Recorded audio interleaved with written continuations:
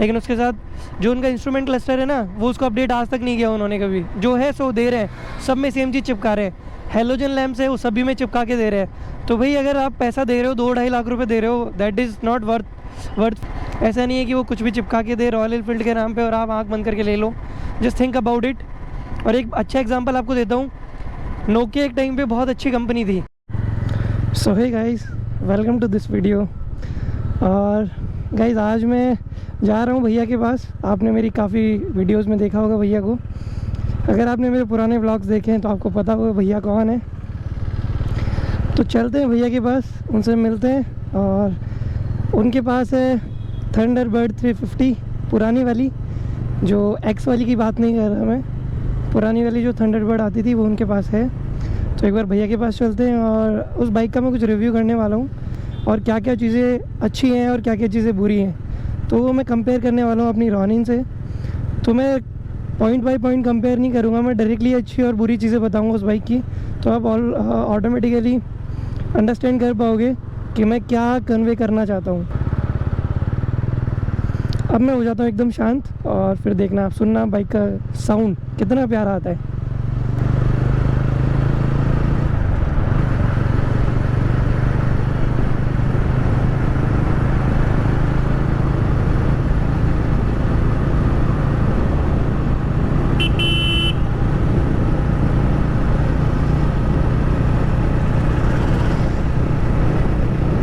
भाई क्या मक्खन चलती है यार रॉनिन, बिल्कुल एफर्ट नहीं लगाने पड़ते बिल्कुल भी। और स्टेबिलिटी एक नंबर, बहुत ही प्यारी स्टेबिलिटी है। मैं लिटरली बोल रहा हूँ, जब से मैंने रॉनिन ख़रीदी है ना, तब से मैं इसका फ़ैन हो चुका हूँ, बहुत ही तगड़ा वाला।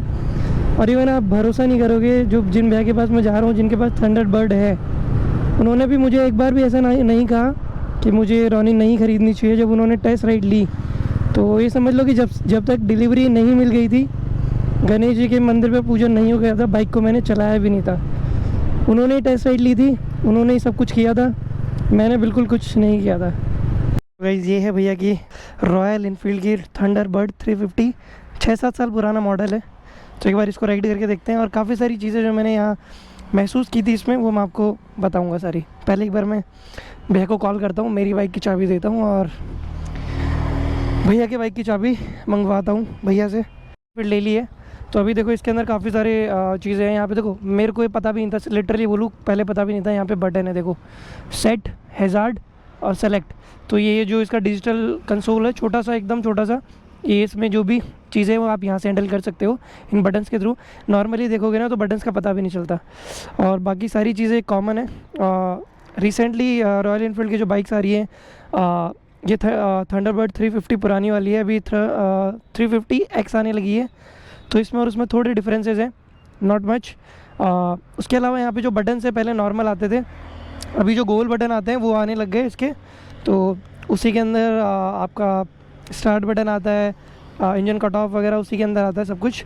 और ये सारी चीज़ें भी गोल गोल आने लगी हैं। बाकी सारी चीज़ें सेम है ऑलमोस्ट, सीटिंग पोजीशन सेम है, उसकी सीट वगैरह सेम है, टैंक वगैरह सेम है, ये इंस्ट्रूमेंट क्लस्टर भी सेम ही है, बाकी सारी चीज़ सेम है। हेलोजन बल्ब्स हैं, हेडलाइट सब कुछ हेलोजन है। तो अभी डिफरेंसेस बताता हूँ पुरानी वाली में, नई वाली में, और उसके साथ इसको रॉनिन से भी कंपेयर करूँगा मैं, ठीक है। तो डिफरेंसेस तो मैंने बता ही दिए कि पुरानी और नई में थोड़े बहुत डिफरेंसेस हैं, थोड़ी बहुत मॉडिफिकेशन करती है रॉयल एनफील्ड। और उसके अलावा जो मेन पॉइंट्स है ना, जिनकी वजह से मुझे रॉयल एनफील्ड बिल्कुल पसंद नहीं है, वो मैं आपको बताता हूँ वन बाय वन।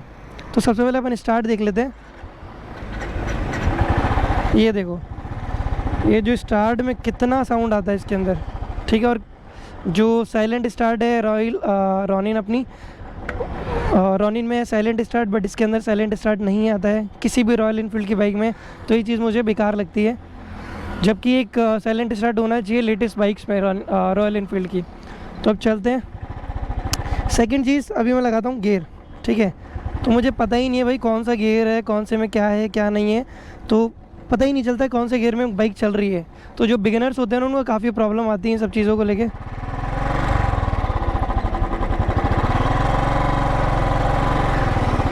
अब देखो उठने में ठीक है, ये पुरानी है, अंडरस्टैंडेबल है, कोई प्रॉब्लम नहीं, इसको अपन चला लेंगे ऐसे ही।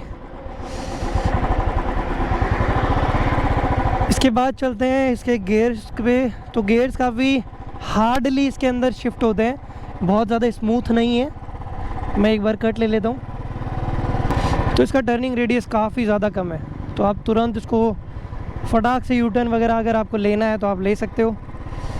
बाकी इसका जो क्लच है बहुत ज़्यादा सॉफ्ट नहीं है, थोड़ा हार्ड ही कहेंगे। ठीक है, अब देखो मैं गियर बदलूँगा तो कितना आवाज़ आता है। एक मिनट में डाउन शिफ्ट करता हूँ, अभी देखना। ऐसे मतलब कोई ट्रैक्टर के गियर शिफ्ट कर रहा हूँ ना, ऐसा फील आता है मुझे कि वैसे कोई ट्रैक्टर है मेरे पास और उसके मैं खट खट करके गियर शिफ्ट कर रहा हूँ। ठीक है, उसके बाद चलते हैं ब्रेक पे। तो ब्रेक का पैडल इतना ज़्यादा हैवी है इसका कि नई में भी आता है, हैवी आता है। तो इसका जो लोहा है ना, काफ़ी ज़्यादा मोटे मोटी चीज़ें आती हैं इसकी, मजबूत आती है नो डाउट, लॉन्ग टर्म के लिए बेस्ट होती है। लेकिन लॉन्ग टर्म में बेस्ट होने के साथ साथ है ना, ये चीज़ें प्रॉब्लम भी क्रिएट करती है। बहुत हैवी रहता है, वो दबता ही नहीं है। थोड़ी सी पुरानी होती है बाइक, उसके बाद बड़ी समस्या आने लग जाती है। तो क्लच भी इसका काफ़ी हार्ड है, नॉट दैट मच सॉफ्ट। फिर उसके बाद करता हूँ इंस्ट्रूमेंट क्लस्टर की बात। तो भाई इसमें ये टैकोमीटर आता है, फिर उसके बाद स्पीडोमीटर है, और ये छोटा सा डिजिटल कंसोल है जो इसके अंदर आता है। आई थिंक क्लासिक में तो अभी भी नहीं आता है, अभी जो नई वाली क्लासिक आई है उसके अंदर एक छोटा सा आता है इधर, बट औरों में तो अभी भी नहीं आता। ये प्रॉब्लम्स है इसमें। ठीक है, एक तो मुझे इसकी आवाज़ पसंद नहीं है, इसका वेट पसंद नहीं है, और चलो कंफर्टेबल है, बहुत ज़्यादा कंफर्टेबल है, बिल्कुल सही बात है। लेकिन सिर्फ 350, ये वाली थंडरबर्ड और मीटियोर, ये दो बहुत ज़्यादा कंफर्टेबल है। लेकिन क्लासिक और जो अभी हंटर आई है वो दोनों कंफर्टेबल नहीं है। उनमें प्रॉब्लम्स आती है सिटिंग करने में और फिर चलाने में, लॉन्ग टूरिंग में आप नहीं जा सकते, वो है ना बॉदर करती हैं आपको बहुत ज़्यादा।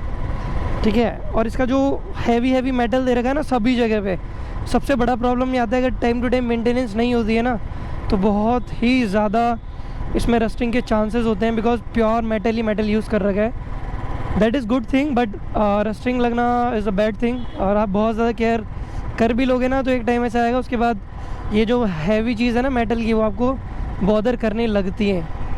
तो प्रॉब्लम तो है, देखो गाइस।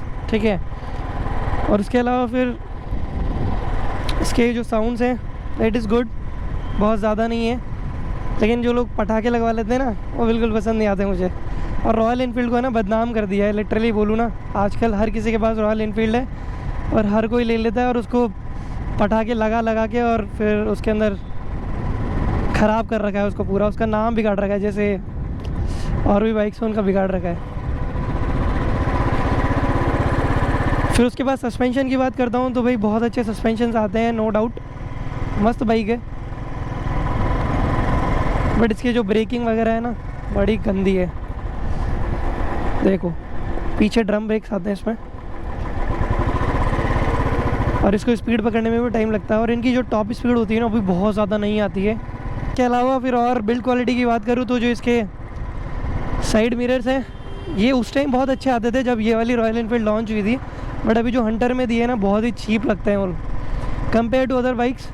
और भैया जब बाइक्स उनके कंपैरिजन की आ रही है तो कंपेयर करना बनता भी है, क्योंकि बिना कंपेयर करे बात बनेगी नहीं। और सबसे मेन पॉइंट है रॉयल इनफील्ड का, जो मुझे सबसे बेकार लगता है वो ये है कि रॉयल इनफील्ड वाले हैं ना, एक ही इंजन को अलग अलग तरीके से ट्यून करके और हर बाइक में फ़िट करके बेच रहे हैं। और लोग इतने अंधे हो चुके हैं रॉयल इनफील्ड के नाम के पीछे कि वो किसी भी बाइक को आंख बंद करके ख़रीद लेते हैं। जस्ट इमेजिन, ये 350 सीसी के इंजन के लायक है बाइक, बिकॉज ये बहुत लंबे लॉन्ग टूरिंग के लिए कैपेबल है, अच्छी है, कंफर्टेबल है, सब कुछ है, स्टेबिलिटी बहुत अच्छी है बाइक की। बट अगर इसी जगह मैं अगर हंटर को कंपेयर करता हूँ ना, तो पॉइंट आता है एक तो सेटिंग पोस्चर, वो एक स्पोर्ट्स बाइक जैसा उसका सेटिंग पोस्चर है जो कि लॉन्ग टूरिंग के लिए बिल्कुल भी एक्सेप्टेबल नहीं है, वो ना आपको प्रॉब्लम क्रिएट करेगा।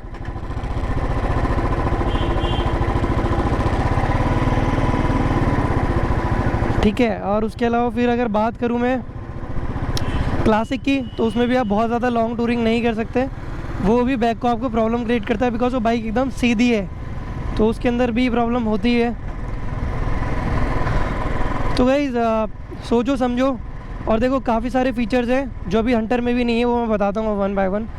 डिस्टेंस टू एम्प्टी का फीचर, बहुत सारे सेंसर्स होने चाहिए बाइक में जो आपके मेज़रमेंट करते हैं बाइक को, इंजन को चेक करते हैं, और आपके सारा ABS वगैरह है, तो ABS चलो दे रहा है रॉयल इनफील्ड, अच्छी बात है, लेकिन उसके साथ जो उनका इंस्ट्रूमेंट क्लस्टर है ना, वो उसको अपडेट आज तक नहीं किया उन्होंने कभी। जो है सो दे रहे हैं, सब में सेम चीज़ चिपका रहे हैं। हेलोजन लैम्प्स है वो सभी में चिपका के दे रहे हैं। तो भाई अगर आप पैसा दे रहे हो 2-2.5 लाख रुपए दे रहे हो, that is not worth. LED setup नहीं है ना उनके अंदर, तो do you think that is worthful? क्योंकि हेलोजन का टाइम जा चुका है, अभी LED का टाइम है। सब कुछ LED का होना चाहिए, ठीक है। ये बेसिक रिक्वायरमेंट्स हैं जो मतलब हर बाइक फुलफ़िल करनी चाहिए, और रॉयल इनफील्ड को इस चीज़ के बारे में सोचना चाहिए। ऐसा नहीं है कि वो कुछ भी चिपका के दे रॉयल इनफील्ड के नाम पे और आप आँख बंद करके ले लो। Just think about it.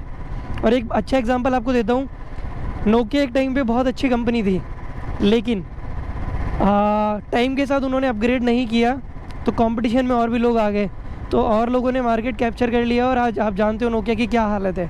तो रॉयल इनफील्ड का नाम चलता है, नो डाउट। नोकिया का भी एक टाइम पे नाम चलता था, लेकिन हमेशा नहीं चलेगा, क्योंकि लोगों को, सभी को जो पैसा भर रहा है ना अपना हार्ड अर्न मनी, उनको रिक्वायरमेंट्स और फीचर्स चाहिए। तो फीचर्स आप फुलफ़िल होने चाहिए रॉयल इनफील्ड की तरफ से, बट वो अभी भी नहीं कर रहे हैं। वो अपनी ब्रांड वैल्यू को इस्तेमाल कर रहे हैं फुल मस्त एकदम, और लूट रहे हैं भैया, सही बात बता रहा हूँ। और मेरे रॉयल इनफील्ड नहीं लेने का रीज़न सबसे बड़ा यही था कि जो चीज़ें होनी चाहिए थी, रिक्वायरमेंट थी, वो फुलफ़िल ही नहीं करती। चलो ठीक है गाइस, ये था मेरा कंप्लीट रिव्यू रॉयल इनफील्ड और रॉनिन को लेके। तो काफ़ी सारी बाइक्स हैं जो इस सेगमेंट में लाए करती हैं, तो आप सभी बाइक्स को देखें और गो फॉर गुड वन। और भैया रॉनिन का जो डिज़ाइन स्टाइल है बहुत प्यारा है, हंटर को तो अड़ता भी नहीं है, हंटर तो बहुत नीचे रह जाता है। फिर उसके बाद परफॉर्मेंस की बात बोले तो रॉयल इनफील्ड के बराबर वो दे रही है परफॉर्मेंस, हंटर के बराबर देती है, पावर भी उतना ही देती है, और जितना हम स्पीडिंग करना चाहते हैं हर फेज़ में वो पावर प्रोड्यूस करता है। बट हाँ, 350 सीसी और 225 सीसी इन दोनों इंजन का फ़र्क तो रहेगा, लेकिन 225 सीसी के अकॉर्डिंग रॉनिन बहुत अच्छा परफॉर्म करती है, नो डाउट। तो आप ख़रीदने से पहले 2 बार सोचें, 10 बार सोचें, आपका पैसा है, आप कहीं पे भी लगा सकते हो। पर मेरा ओपिनियन ये है कि just think about it before investing your money. Thank you so much guys for watching this video. अगर कुछ बुरा लगा हो तो सॉरी, मैं हेट नहीं फैला रहा हूँ रॉयल इनफील्ड के अगेंस्ट, बट हाँ मैं ये चाहता हूँ कि रॉयल इनफील्ड भी वो फीचर्स दे जो रिक्वायरमेंट है, और कुछ और भी इंजन्स प्रोड्यूस करे, जो सिर्फ 350 सीसी को छोड़ के कुछ और भी इंजन होने चाहिए जो बाइक की कैपेबिलिटी के अकॉर्डिंग उसमें इंस्टॉल करे, ताकि एक अच्छी और नई बाइक निकल के आए मार्केट में और लोगों को भी अच्छी लगे, लोग उसको भी ख़रीदें।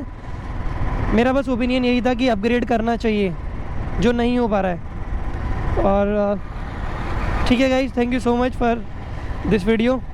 मिलते हैं फिर किसी और वीडियो में जल्दी ही। Thank you so much for watching this vlog. Bye bye. Subscribe ज़रूर कर देना गाइस।